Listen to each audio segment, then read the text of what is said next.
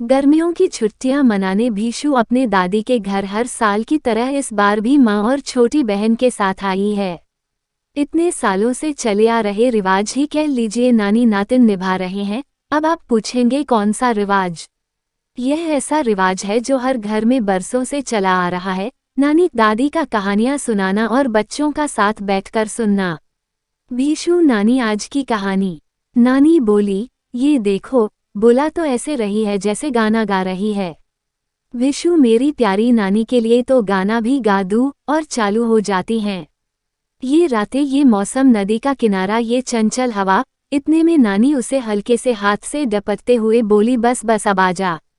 ये लड़की कितनी भी बड़ी क्यों ना हो जाए, इसकी कहानियां सुनने की ललक कभी कम नहीं होती। नानी हंसते हुए बुदबुदाते हुए बोली। विशु शिकायती लहजे में, नानी कोई अनसुनी कहानी सुनाना, बचपन वाली चूहे और चूहिया की नहीं। नानी बोली, चल तेरे गीत ने एक किस्सा याद दिलाया, वही सुनाती हूँ। विशु तकिया लेके बैठ गई नानी से कहानी सुनने और नानी ने शुरू किया बोलना। तो एक बार की बात है, तेरे नाना जी खेत पर फसल की निगरानी के लिए हर रोज की तरह ठहरे। उस दिन पूर्णिमा थी तो चांद भी अपनी चांदनी को संग लाया था। नाना जी ने अपने नियमानुसार पहली पहर की क्यारी करके थोड़ा आराम किए। क्यारी करना, खेत में गेहूं जैसी फसलों को कुछ इस तरह बोया जाता है कि क्यारियां बनाई जाती हैं ताकि मेघ का रुख बदलने से पानी का रुख बदल सकते हैं। इसका परिणाम यह होता है कि पूरे खेत की फसल में पानी पर्याप्त मात्रा में उपलब्ध करवाया जा सके। अफवाहें गाहे बगाहे सुनने को मिलती कि रात को किसी ना किसी को बहुत बार भूत दिखे हैं, पर नाना जी को किसी का डर कभी था ही नहीं। उनके लिए भूतों का अस्तित्व ना के बराबर ही था।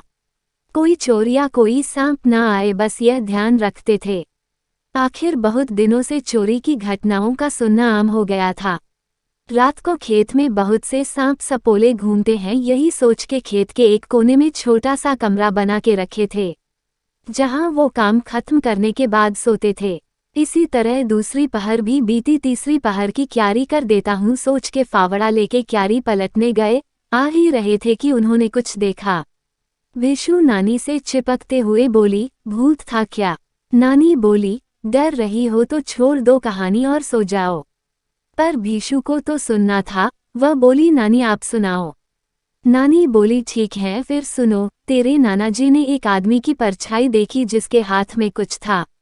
वह सोचे कोई मेरा पीछा कर रहा है। उन्होंने तरकीब निकाली, वह तेज चलने लगे तो परछाई भी उनके पीछे पीछे जाती।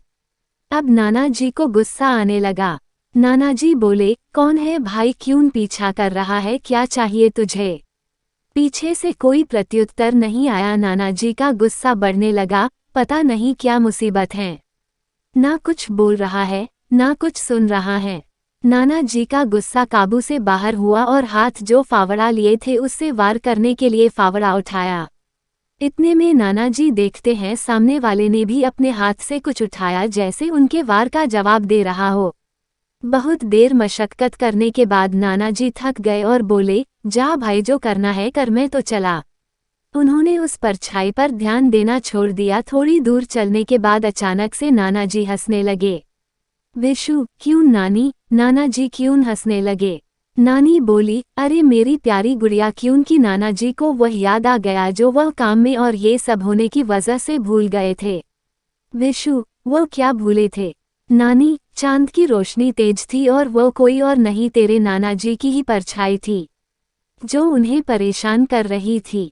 इतना कहकर नानी और नातिन दोनों जोर जोर से हंसने लगे। उनकी हंसी सुन के भीशु की माँ नींद में बोली, रात हो गई है माँ, अब तो सो जाओ और इनको भी सुला दो।